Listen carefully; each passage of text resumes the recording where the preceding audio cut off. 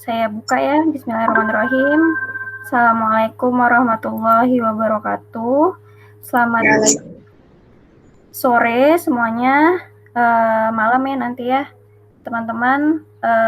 Kita akan menyaksikan presentasi dari kelompok 1 yaitu Apriani Angeli, Claudensia Dian sama Amla. Silahkan kepada Amla untuk menyajikan hasil presentasi makalahnya. Ya, Bu, terima kasih. Baiklah, kelompok membahas tentang perkembangan era modern.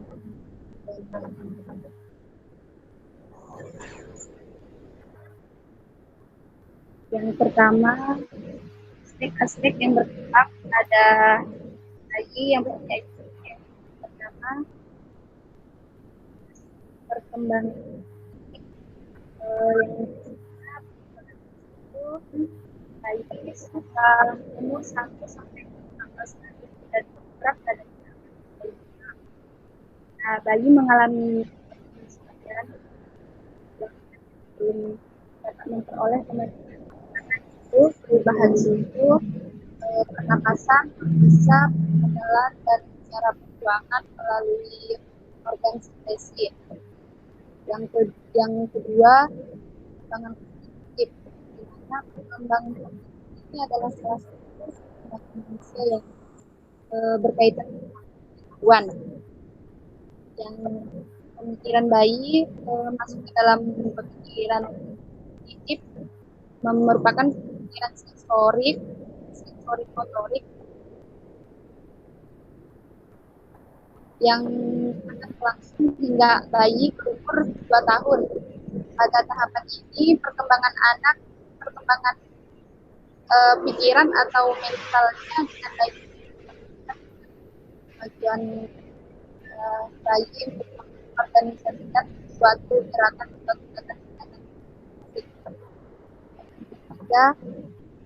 perkembangan psikososial, yang mana perkembangan ini merupakan perkembangan emosi. Contohnya pada pola emosi pemahaman yang dilakukan oleh bayi melalui gerakan seperti menendang atau apa saja yang didekatinya. Lalu bayi menjerit, meronta. Pola emosi ini biasanya anak ketakutan atau disebabkan oleh suara keras.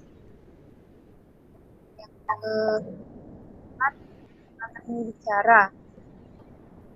perkembangan bicara ini merupakan perkembangan bahasa, di mana saat masa perkembangan bicara pada bayi ini bisa contohnya menangis, mengoceh, atau bahasa isyarat. Pada saat bulan pertama, bayi hanya bisa menangis, dan dalam hal ini dianggap sebagai isyarat pernyataan merasa tidak senang. Keempat, perkembangan moral.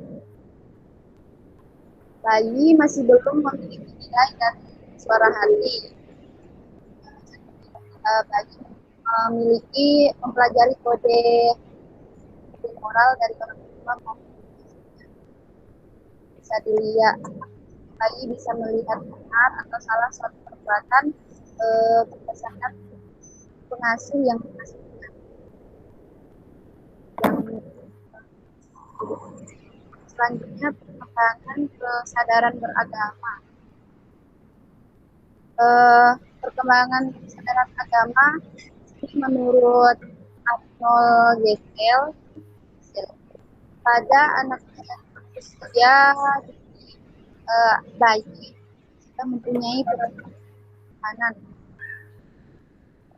ini dalam pernikahan. Contohnya orang tua sebagai peran utama dalam mengenalkan agama, mengenalkan konsep atau nilai nilai agama kepada anak melalui bahasa, perlakukan anak dengan penuh kasih sayang, dan berikan contoh dalam mengamalkan ajaran agama secara baik. Selanjutnya, cara menggendong bayi. Di sini ada beberapa cara menggendong bayi yang tepat agar tumbuh kembang dapat optimal. Yang pertama, posisi cradle hold.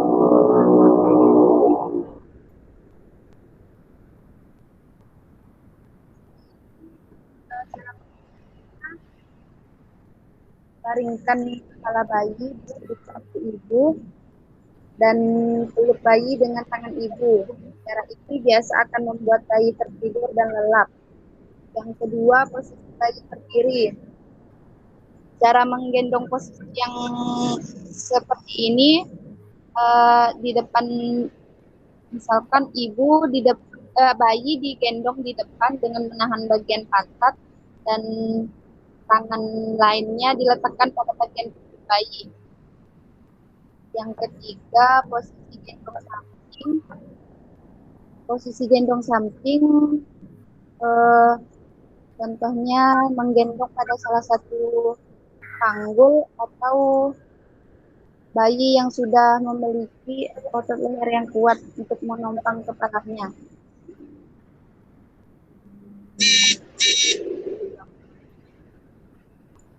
Yang keempat, posisi menyamping ibu atau baby. Posisi ini biasanya ibu atau asuh yang bayinya sudah berusia 6 bulan ke atas, karena bayi ini sudah bisa yang tubuh leher. Posisi ini bisa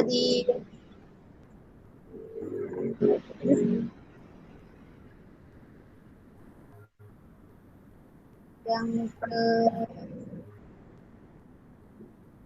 gunakan alat gendong bayi.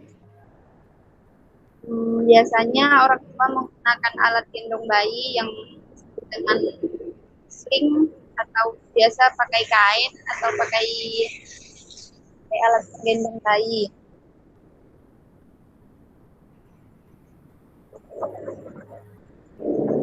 Mungkin ini yang dapat saya sampaikan. Pembahasan berikutnya saya kembalikan ke materi selanjutnya. Ya, baik. Terima kasih Amla. Selanjutnya akan dilanjutkan oleh Angeli.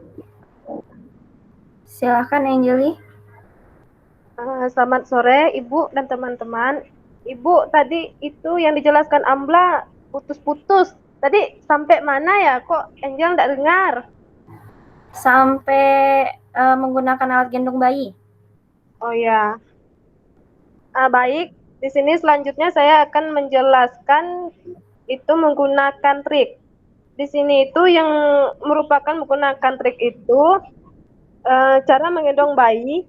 Kita juga menggunakan trik agar bayi bisa cepat tegak dan otot-otot bayi bisa cepat kuat. Hal ini dilakukan agar bayi tidak lemah. Contohnya itu ya dengan menggendong.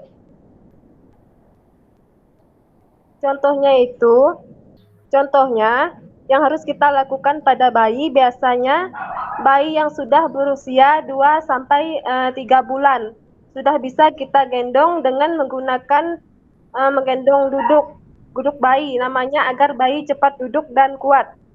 Lalu yang selanjutnya itu di sini cara menghadapi bayi. Yang pertama itu ada esra sabar. Di sini yang dimaksud dengan esra sabar itu adalah menjaga bayi, berarti harus siap mendengar coletehan atau terbiasa dengan tangisan bayi, baik bayi yang rewel. Maka kita harus esra sabar untuk bisa menghadapinya. Lalu selanjutnya itu ada kreatif.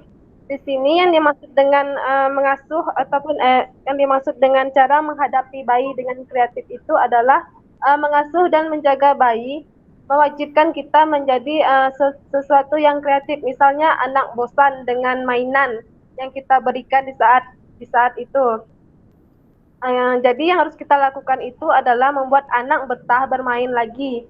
Contohnya itu memainkan seperti boneka, menirukan suara hewan, atau membuat ekspresi muka yang lucu sehingga bayi itu senang dengan apa yang kita sampaikan. Lalu selanjutnya itu dibawa happy. Di sini yang dimaksud dibawa happy itu adalah suatu hal yang harus dilakukan adalah jangan menganggap atau mengasuh bayi atau anak kecil menjadi sebuah beban. Jadi yang dimaksud dengan membawa happy itu kita tuh harus mengasuh bayi itu dengan senang hati, dengan happy, dengan santai, dengan suasana hati yang baik gitu. Lalu selanjutnya itu ada hati-hati dengan sekitarnya. Anak sangat cenderung penasaran dengan lingkungan sekitarnya. Anak akan menyentuh apapun ataupun menggigit barang yang bergerak atau yang menggigit barang dan merangkak atau lari ke sana ke sini. Di sini kita itu harus ekstra berhati-hati untuk memperhatikan si kecil ini. Jangan sampai anak itu terjatuh ataupun menelan sesuatu yang berbahaya gitu. Lalu selanjutnya itu berani tegas. Di sini yang dia maksud dengan berani tegas itu adalah kita harus tegas kepada si anak tersebut, kepada si kecil. Tapi perlu diingatkan, ketegasan yang kita berikan itu dalam kondisi kontrol yang baik. Bukan ketegasan yang penuh dengan emosi atau suara yang tinggi. Jadi jangan sampai si kecil itu takut dengan kita. Lalu selanjutnya itu ada penuh kasih sayang. Penuh kasih sayang ini menjaga si kecil harus dengan penuh kasih sayang. Mendampingi bayi atau anak kecil menjadi momen yang sangat penting dan berharga sekaligus untuk diri kita. Jadi kita tuh harus mengasihinya, harus menyayanginya. Lalu selanjutnya itu ada harus pintar dan cerdas. Kita sebagai orang tua harus cerdas dari anak dan pintar buat anak merasa senang saat bersama kita. Dan kita harus cerdas saat menjaga, yaitu bagaimana caranya kita membuat tempat bermain anak saat di rumah dan apakah anak tidak bisa dengan permainan tersebut. Baik, ini yang dapat saya sampaikan. Selanjutnya saya kembalikan kepada Ibu. Baik, terima kasih kepada Angeli dan Amla. Dian tidak bisa bergabung, teman-teman. Jadi hanya 2 saja, tidak apa-apa. Nanti tetap akan ada di forum ya. Teman-teman, ada beberapa hal yang sedikit perlu saya memberikan penekanan, terutama pada aspek-aspek perkembangan pada anak. Kenapa seorang babysitter mesti tahu hal-hal ini? Selayaknya guru dan orang tua pada umumnya ya, babysitter juga harus paham bagaimana perannya terhadap perkembangan fisik, terhadap perkembangan kognitif, psikososial, bahasa, moral, dan beragama anak yang diasuhnya. Nah, ini adalah gambaran-gambaran dasar sebenarnya, bukan hanya babysitter, tapi sebenarnya orang tua juga harus tahu ini. Dan bagaimana seperti yang kita lakukan sama ini di pembelajaran teman-teman, kita juga ada di posisi ini, paham secara menyeluruh perkembangan anak. Apalagi ini bayi, kenapa? Ini termasuk di waktu-waktu perkembangan yang sangat sensitif kan.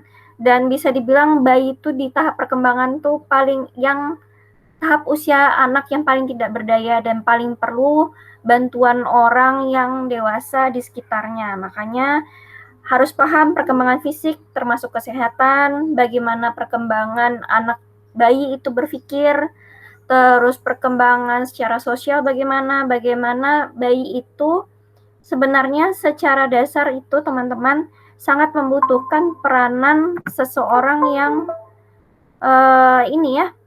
yang sangat erat atau sangat akrab bagi dirinya. Nah, jadi peran itu kan biasanya adalah peran ibu yang memberikan susu gitu ya, yang tidur sama dia. Sedangkan ada orang baru nih, babysitter yang seolah-olah tuh keluarga dia juga yang menghadapi dia pun dalam jangka waktu yang panjang. Makanya secara psikososial gitu ya, harus tahu bagaimana bayi itu yang paling utama adalah penuhi segala kebutuhannya, penuhi rasa keamanannya. Nah, maka bayi itu ya mudah-mudahan dengan sudah dipenuhi itu akan lebih tenang bersama seorang babysitter. Termasuk berbicara, ya tadi sudah diucapkan ya sama Amla kalau bayi itu kan berkomunikasinya kebanyakan hanya lewat ekspresi fisik. Ya, menangis, tertawa, tersenyum gitu ya, cemberut atau memperlihatkan ekspresi takut. Nah, itulah cara berbicaranya bayi. Nah, itu harus ditanggapi sebagai seorang babysitter yang baik gitu ya, harus menanggapi cara-cara bayi berkomunikasi seperti itu. Jadi misalnya nangis, ya dicarilah sumbernya dari mana gitu. Bayi itu kan lapar, haus, ingin kenyamanan, panas gitu kan, terus ngantuk atau sakit. Nah, kira-kira itulah dasar-dasarnya bayi menangis gitu. Nah, itu tuh harus tahu, termasuk buang air juga misalnya ya, termasuk di situ. Termasuk bagaimana perkembangan moral dan agama, meskipun secara kita bilang bayi itu mungkin sulit ya untuk kita pahami semana sih dia paham tentang moral dan agama. Tapi disinilah peran orang dewasa di sekitarnya. Ya kalau kita balik ke agama ya, kalau di Islam itu ada tradisi akikah, mungkin teman-teman yang Kristen atau Katolik itu ada pembaptisan, itu kan ada salah satu cara-cara orang tua sebenarnya menempatkan bayi itu, anak itu ya, anak keturunan itu sebagai bagian dari orang yang memeluk agama. Termasuk misalnya ada perayaan-perayaan yang bersifat kebudayaan, tuh juga itu termasuk di situ. Nah, itulah bagian-bagian sebenarnya kita sudah menempatkan bayi sebagai seorang yang tidak terlepas dari moral, dari agama, dari budaya juga termasuk seperti itu. Baik teman-teman, sekian dulu yang presentasinya. Nanti kita lanjutkan pada forum, maka silakan bertanya kepada penyaji yaitu Amla, Dian, dan Angeli. Nanti pertanyaannya direkap ya, kelompok 1, dan silahkan di WA-kan ke saya. Baik teman-teman, silahkan juga dibaca makalahnya, mungkin akan lebih jelas, karena tadi suara Amla lumayan banyak gangguan dan terputus-putus ya, tapi tidak apa-apa, saya hargai. Terima kasih teman-teman atas perhatiannya. Semoga materi hari ini mudah dipahami dan saya akan masukkan beberapa video yang mungkin akan membantu. Tadi ada penjelasan tentang bagaimana cara menggendong misalnya. Oke, saya cukupkan ya. Terima kasih pada Amla, Angeli, dan Dian. Saya cukupkan teman-teman. Selamat belajar. Assalamualaikum warahmatullahi wabarakatuh. Salam sejahtera untuk semua.